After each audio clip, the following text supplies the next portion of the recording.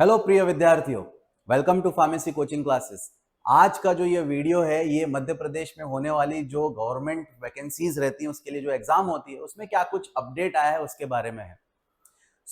MP में government exam कैसे अब हर साल होगी, क्या स्कोर कार्ड जनरेट होगा, वो मैं आपको वीडियो में बताऊंगा, अंत तक बने रहना।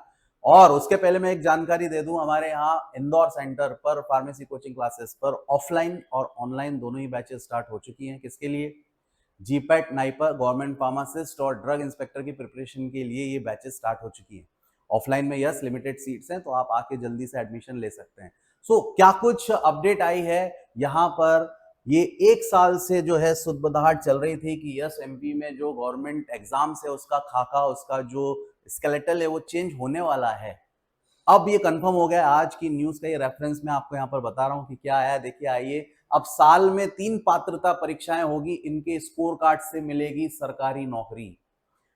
वैसे एमपी में मध्य प्रदेश के लिए ही है ये अभी जो जानकारी आई है, जैसे कि एमपी में एमपीपीएससी की एग्जाम्स अलग और इसके अलावा जितनी भी गवर्नमेंट एग्जाम्स हैं वो ईएसबी करवाएगा। पहली जानकारी आप जान लीजिए। दो भागों में परीक्षाएं होगी सरकार की। पहली एमपीपीएससी, राइट, प्रशासनिक अधिकारी आप जिसमें बनते हैं, और दूसरी इसके अलावा जितनी भी गवर्नमेंट वैकेंसीज हैं वो भरी जाएगी ईएसबी के द्वारा, एम्प्लॉयमेंट सिलेक्शन बोर्ड के द्वारा। ठीक है, तो यहां पर इन्होंने क्या कहा है वो आप समझिए कि पहली बात तो अब ये अच्छी बात है हमारे लिए।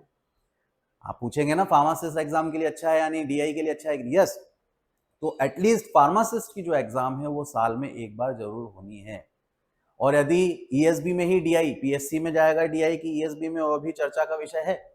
लेकिन यदि ये ईएसबी में चला जाता है ड्रग इंस्पेक्टर का भी एग्जाम, तो वो भी साल में एक बार होगी। लेकिन उसके पीछे भी एक ट्विस्ट है, क्या है वो मैं आपको बताता हूं। यहां देखिए, यहां पर लिखा गया है आप कि कौन कौन सी पात्रता परीक्षाएं होंगी, पहली बात, और उनका उपयोग क्या होगा।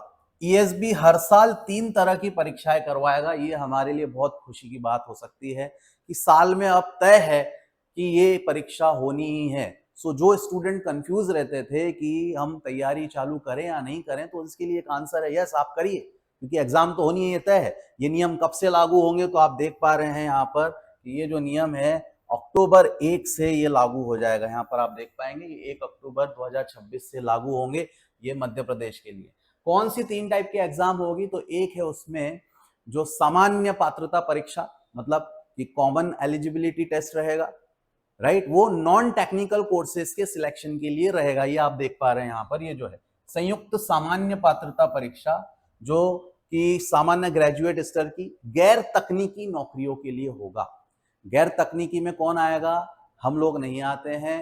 फार्मासिस्ट जो है वो तकनीकी कोर्स में आएगा, यानी उसके लिए जो ये है पहली संयुक्त तकनीकी पात्रता परीक्षा, राइट, कंबाइंड जो है कंबाइंड टेक्निकल एलिजिबिलिटी टेस्ट यहाँ पर कहलाएगा वो। ये आपको यहाँ पर देना है, जैसे कि नौकरियां जैसे इंजीनियरिंग, कृषि, कानून, पैरामेडिकल आदि के लिए ये जो होगा, जो अभी ग्रुप 5 होता था अब इसके अंतर्गत आ जाएगा वो।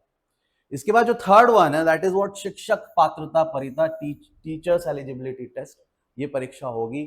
तो यहाँ पर 3 प्रकार की परीक्षा होगी। इसमें जो वैलिडिटी स्कोर कार्ड है, ऊपर की जो 2 एग्जाम बताई, यानी हमारे काम की जो संयुक्त तकनीकी पात्रता परीक्षा है और जो दूसरी है संयुक्त सामान्य पात्रता परीक्षा, उसके लिए ही जो स्कोर कार्ड ये जारी करेंगे वो 2.5 साल तक वैलिड रहेगा, राइट। यहां लिखा है देखिए, स्कोर कार्ड रहेगा 2.5 साल के लिए।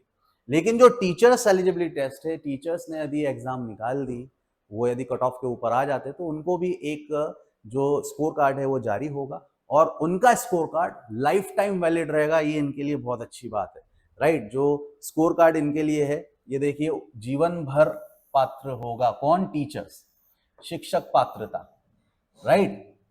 लेकिन जब वो नौकरी के लिए आवेदन करेंगे तब उस वक्त ये 2.5 साल के लिए ही वैलिड रहेगा। दोस्तों एक बात आप समझ के रखिएगा। यही ट्विस्ट है यहाँ पर कि जो हम हर साल एग्जाम होगी, मान लीजिए आपके 99 परसेंटाइल आ गए, है ना। 99 परसेंटाइल का आप करेंगे क्या?